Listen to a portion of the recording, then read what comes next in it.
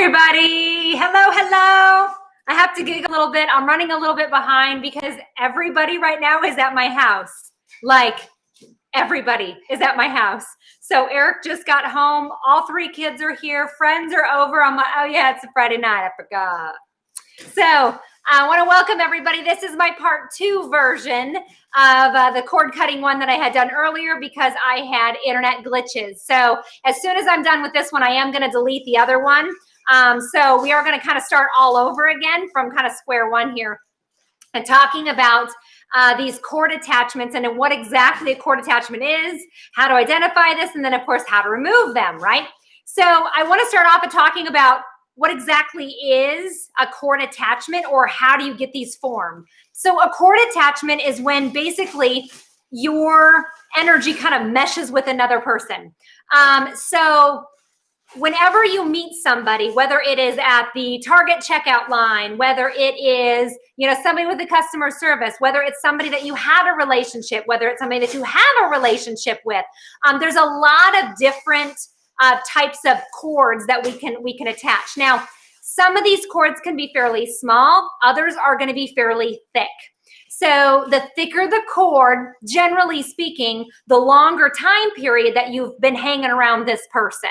So like for instance, a mother and child, they form a very thick cord or a very thick bond. So a lot of times you'll hear people talking about like, I was really bonded with my mom, or I bonded really well with my dad. Well, bonding means these cords of attachment. This is also where the word family ties comes from. So this is another thing that you're going to hear a lot of, like, oh, that's where family ties come from. I'm like, right, it's an attachment. It's a cord attachment. It's a sign of attachment. So what I'm going to be talking about a little bit is, like I said, how to detach these cords. Now, some of these cords, like I said, can be thick, some can be thinner. And again, it depends on the length of the relationship, or the length of how long that you've had this relationship with this person. Now, it's not always romantic, okay? It could be something different. Shush. Shush. So my dogs are barking, right? So that's the biggest thing that I want to talk about is these cords. So you also have to understand that even your soul is attached to your body via what's called an etherical cord. So, which in a dream state looks like a silver strand. I've seen it a few times in a dream state of mine personally. So you may notice that. Now, the big debate, philosophically speaking, is if you cut that cord in a dream state, are you able to return to your body? Nobody knows, right? So that's the big weird debate. So also in the spiritual community, there's also another big debate on, should we really be cutting cords or should we not? Personally, I think we should cut cords, but there's other people that are like, oh, it's a dangerous thing. So the biggest thing that I'm going to tell you is that if what I'm saying doesn't resonate with you, then simply put, it's not your truth, and that's okay. So I'm not going to resonate with everybody. I don't. I've expected that a long time ago. So what I'm going to be talking about is like, well, number one, how to identify this, right? So I was able to come up with kind of about 7 to 8 things to help you identify if you still have a cord attached to another person. And again, you got to remember, this could be a family member. This could be an ex-lover. This could be also somebody that died. I mean, just because, maybe your soulmate dies, you still have that cord attachment. So we're not talking about necessarily living ones either. They could be ones that have crossed over as well, right? Okay, so many times people will come in for a reading and ask me, well, how do you know if I have a cord attachment? And these are the 7 things that I'm going to tell you that you're going to be able to identify right away if you have a cord attachment or not. All right. So the number one way, first, right off the bat, the number one way is you can't stop thinking about them. Like, you can't get them out of your freaking head. And you've been divorced for 4 years, or, this relationship has been done for years. And you're like, why is this person still in my head? Because they have a cord attachment to you. Okay. So that's a big deal. So that's a number one indicator to find out, like I said, do I still have a cord attachment? Because you can't get this person out of your head. It's like you can go to bed at night and then they just pop right in there and you're like, why is this person still coming to my head years, months, weeks later? Okay. So that's the number one right there. Number two, you have arguments in your head about past events that happened that you're just like, like you're thinking like, I wish I could have said this. I should have said that. I should have said this. I really should have said that. And it's almost like you relive that drama or that trauma all over again with thinking about what you would have said, what you would have done, what you would have thought or reacted differently with. And that's a big, another sign of that cord attachment that you should probably get rid of. Okay. So like I said, imaginary arguments in the head with past events. Again, could be with your mother, could be with your sibling, could be with your child. Okay. So there's a lot of different ways here. The next one is that you are stuck in the same like loop or the same type of dynamic relationship that you can't get out of. It's like you go from one codependent relationship to another codependent relationship to another codependent relationship, or your dad abandons you, and then you have a boyfriend, he abandons you, and then you get married and he leaves you, and this abandonment issue keeps constantly coming up for you, or the dynamic is still there and it keeps like looping or reoccurring. So this again, it's not only a trauma response, but it's also a sign of a cord attachment. So again, we want to remove that cord so we can start choosing more happy, positive relationships versus ones that we're used to, knowing that it's not positive. Like we know it's not good, but we can't seem to get out of it. Like we're sucked into the drama. We're sucked into all of it and we can't get away. So that's another cord attachment issue, right? Okay.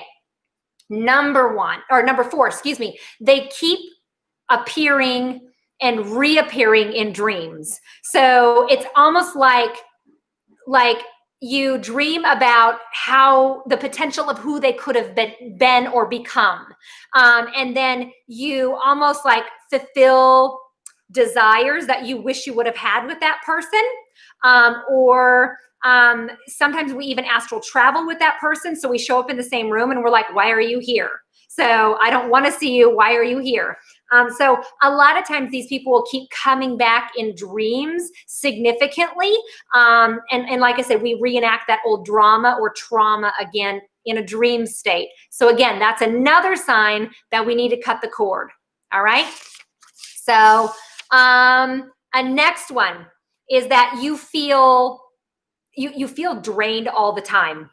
Like all the time. And it's not necessarily, I mean, we got to remember it not necessarily health, not necessarily, a vitamin deficiency, things like that. But it's almost just like when we meet somebody, say at the Walmart checkout line, and they start talking to us, what people don't realize is that they attach a cord to you and you're vibrating higher than they are. And then they get done with the conversation right until you get leveled out, and then they walk away.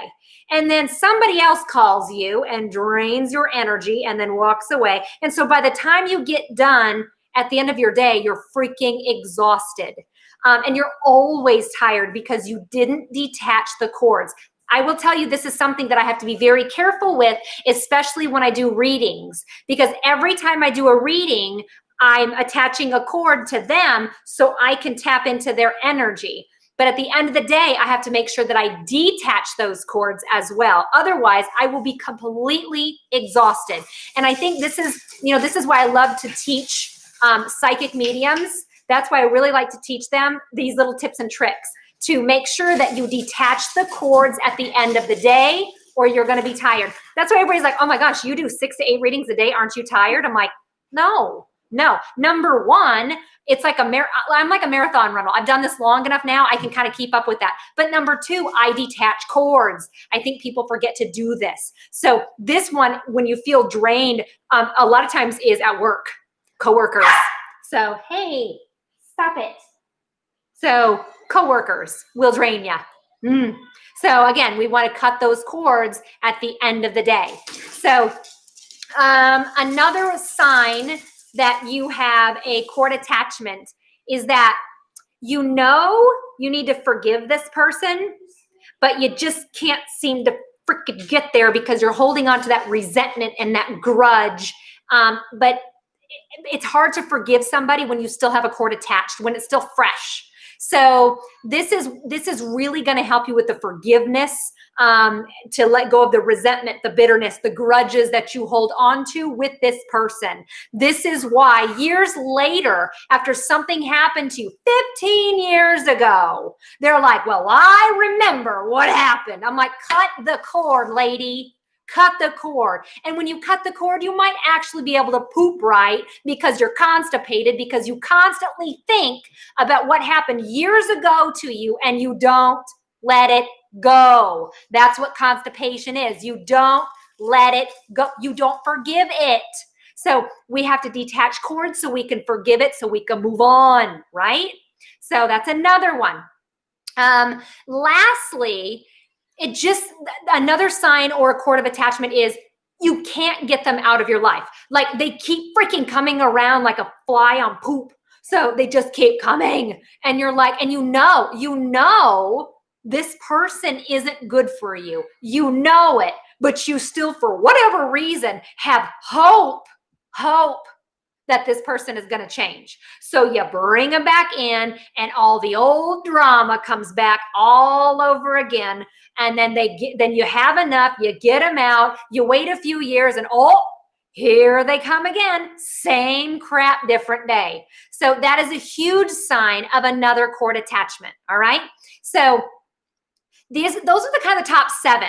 And I think a lot of people need to understand that in order for us to truly do that shadow work, and really dig deep when the skeletons come out of the damn closet, detaching cords is part of that process. And it's going to help you to be able to get yourself in a different perspective so you can look at it differently and finally let it go and forgive it. All right. So and that's a perfect one, Carol. Carol just said the narcissistic relationship. Oh my gosh.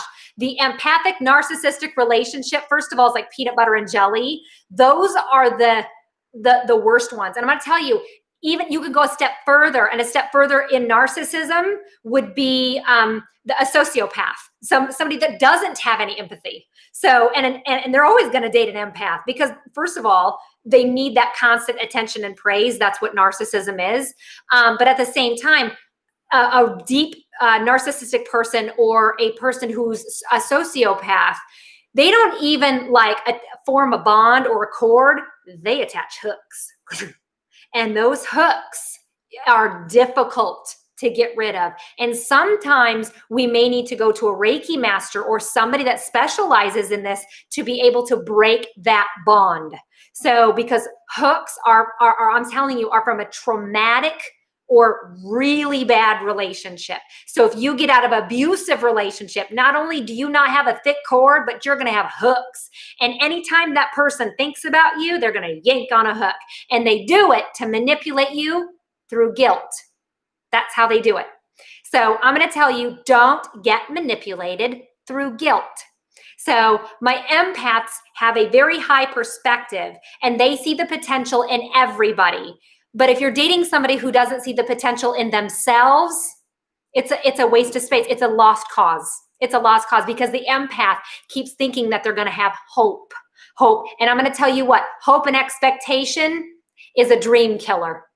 You've got to get to a point where you're A-okay with not having hope or expectations on how you think an outcome is going to be. You got to be able to get there and instead go with the flow.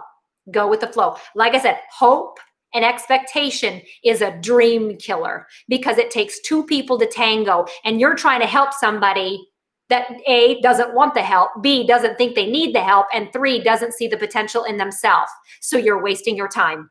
You're wasting your time. And I know women that waste years hoping that their loved one or their man is going to change. I'm like, until they deal with the trauma on how they were raised, ain't going to happen.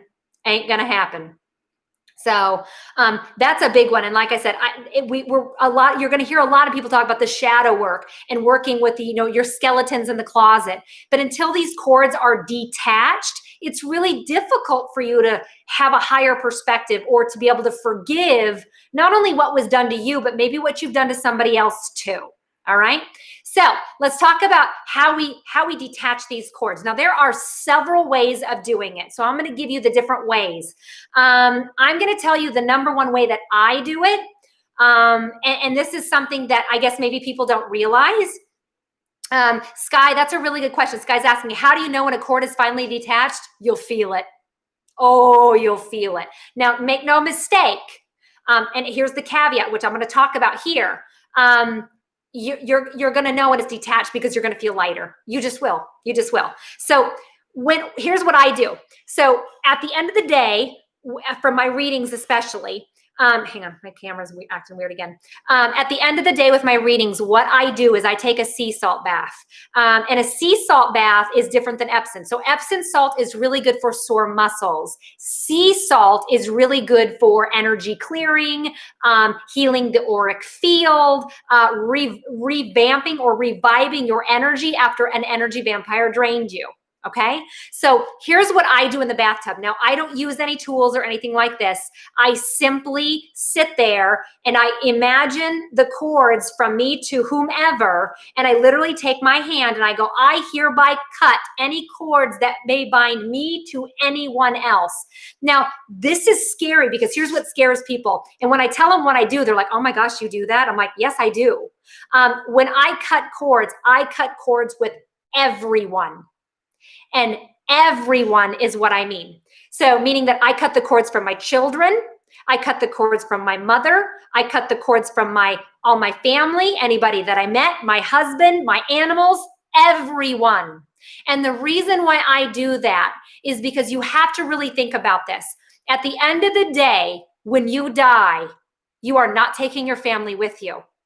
And I want you to learn how to be comfortable sitting there, not attached to anyone but God himself or source or creator or universe or whatever verbiage you want to put in there. Okay. So I think that me sitting there, not being attached to anyone, is the most uplifting, freeing, beautiful thing that I can do for myself. Now, make no mistake, the minute I cut those cords to everyone, what happens?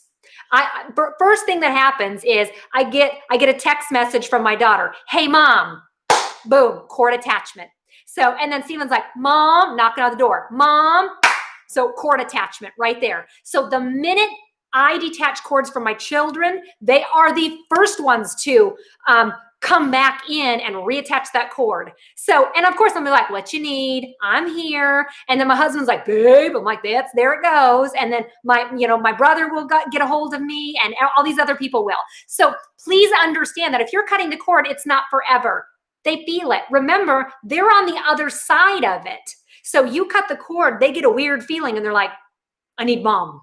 So, and all of a sudden, out of nowhere, they just start coming. So please understand that if you cut those cords, the people that matter to you most, they're going to reattach those cords. So don't sweat it.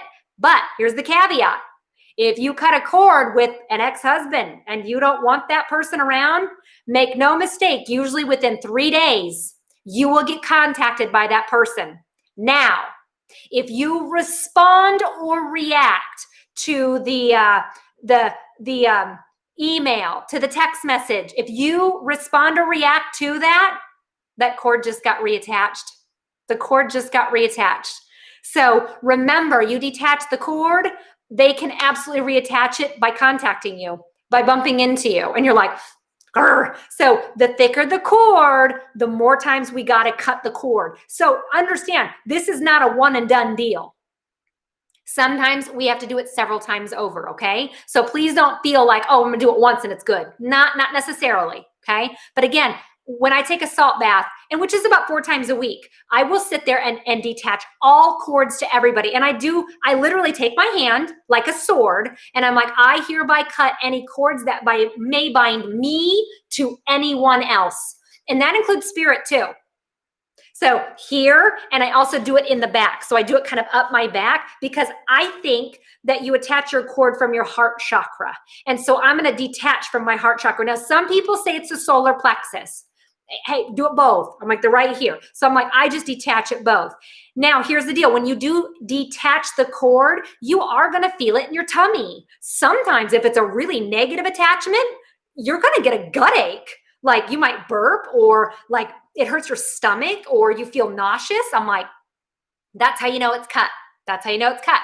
So another way that you can do it is that you can ask Archangel Michael to come by and cut that cord for you as well. He's got a big old sword, right? So you can ask Archangel Michael to come by and cut the cord for you. You'll know it again because you're going to feel it. You're going to feel it. And then you'll hear the high pitch ringing in your ear when he comes by. Any angels, when they come by, you're going to hear that high pitch ringing in your ear. Usually it's in your right. So like I said, so you're going to want to have him come by and cut that cord. Tamara is asking about Epsom salt. No, Epsom salt is for sore muscles. Stop. No more. So Epsom salt is for sore muscles. Sea salt, pink Himalayan salt, table salt, kosher salt, black salt. That's the stuff. That's the stuff that's going to help to kind of revamp you a little bit. So not Epsom salt, any other salt but Epsom salt. Okay. Like I said, heart and solar plexus, that's where we're going to cut it at. So we're going to ask Archangel Michael then to come by and cut that cord. Now there's other crystals that we can use too. So I didn't bring my black kyanite, but black kyanite, it's a black fan kyanite. So that is a really great one to be able to cut cords. My animals are crazy. So can you grab one of them, please? So my daughter's looking at me like, well, I don't know what they're doing. They're just playing. So, but black kyanite, black fan kyanite is an excellent one to detach cords. So you can do that. Jet is actually petrified wood. And that's also another one that you can use to cut those cords with. So, but ultimately the best one, it's selenite. So you'll see people like, you'll hear about these selenite wands. That's what they're for. So here's what I love, because lately these have been coming out. So this is a selenite wand right here. So excellent way to cut the cords. And again, remember, some people bind cords in the backside too. So don't forget about your backside. So again, I hereby cut any cords that may bind me to anyone else. And so you can pull it out like kind of etherically. So you'll be able to kind of pull it like this and you'll feel it. And then you're going to want to cut it like that. So, but you'll also feel it in the back too. And you might even get like a weird tinge or a twitch. You're going to feel it. So like I said, you're just going to do this and just kind of cut it. So another one is just using a selenite stick. So you can also use any, and this is a small one. Some of them come big. Doesn't matter the size, right? So again, I hereby cut any cords that may attach me to anyone else. So again, in the front and the back. Now here's what I love. Get this. These have just now started coming out. So these are little knives. These are exactly what these are for, is for cutting cords. That's what these are for. So a lot of people are like, what are these knives for? And they're like, why do you have them? I'm like, for cord cutting. So again, you're going to hold that cord out and just cut it. So some people say you want to take that cord and literally give it to God. And just like, you know what, you take it, I'm done. So I will tell you, I like to, after I'm doing a really big ceremony like that, I am going to sage and kind of clear it out a little bit. But here's the deal. When you cut cords like this, sometimes it'll cause like a hole in your auric field. So those holes, we want to build up those auric fields. And again, selenite is great to do that. So after you cut cords, it's not a bad idea to maybe sleep with a piece of selenite. So there's a little tiny piece of selenite here. And just, if you can, maybe put it near that solar plexus, or even hold this next to your solar plexus, just for, between your heart and solar plexus, just for a little while to be able to heal that spot. So that's not a bad idea to do that. But these are all about cord cutting, and they are slick. So I thought, I'll try it first before I sit there and say it works. Holy crap, it does. So like I said, literally, you're just going to feel that cord and just like, whoop, cut it. And if you don't feel like doing that, that's fine. So do it that way. So like I said, selenite, A1 for being able to do that. Lastly, if you don't feel comfortable cutting cords and you feel kind of weird about it, go to a Reiki master, go to somebody with healing touch, go to an energy healer. So an energy healer will not only be able to clear any cords and any attachments that you might have, but they're also then at that point not only able to heal any chakras that might be misaligned or out of alignment, but they're also able then to fix that auric field as well. So like I said, there are plenty of different options that you can do. Again, if you don't feel comfortable doing it, ask Archangel Michael to do it. You can ask a Reiki master to do it. And again, selenite is easy to do. But again, remember, this is something that we might have to do a few times over because again, these cords can reattach the minute you know reach out. So just remember, here's where the tricky part comes in with my girls, because they love to self-sabotage themselves. So it's almost like you do this the cord cutting, everything's all done, and then the next day you're all like, wonder what he's been up to. And you're going to check out the Facebook account, and guess what? You just reattach the cord. So, and literally has to be out of sight, out of mind. So if you're going to do this and you're truly going to cut cords with like a negative relationship, you can't cheat. You can't peek. No peeking. So that's why don't text them. Don't call them. Nothing. Because you got to remember, do you really think a narcissist is thinking about you? Oh, they think about themselves. Are you kidding? That's when women are like, well, did he really love me? No. Narcissists love themselves. I'm like, no, he never loved you. So a narcissist only knows conditional love. They don't know unconditional love like you do. Let him go, girl. Let him go. Because remember, a narcissistic empathic relationship, the first 3 months, it's great. And that's it. That's it. You got 3 months of wonderful. And then the empath sticks in there hoping that she's going to get that 3 months of wonderful back. You won't. You won't. Let him go. Let them go. It goes vice versa. Don't get me wrong. There's women narcissists too and empathic men. So that's a vice versa thing. So I'm just using that for an example. So like I said, abusive relationship, same thing. Don't peek.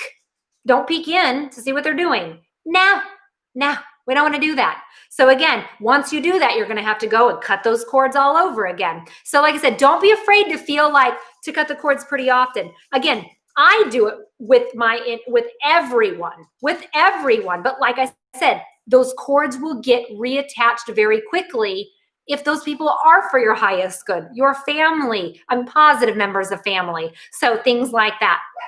So again, hopefully this kind of makes sense to you guys. And like I said, this is a really easy way to begin to heal. Because I know a lot of people are beginning to go through, the dark night of your soul, and they're really trying to figure out, how do I forgive the trauma that my mom did, my dad did, my lover did? How do I let this go? And I'm like, first things first, let's cut the cords. Let's get those cords cut. So that way we can begin to move on. So Chelsea's asking, will cords also cut past life cords? I'm going to tell you what, Chelsea, with that. And this is just my opinion, but this is how it makes sense to me.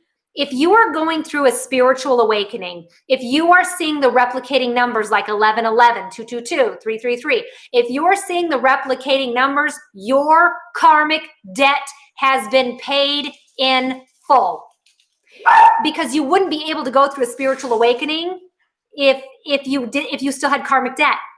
So I'm sorry. That's why I'm like, I don't think that we carry past life debt. Don't get me wrong.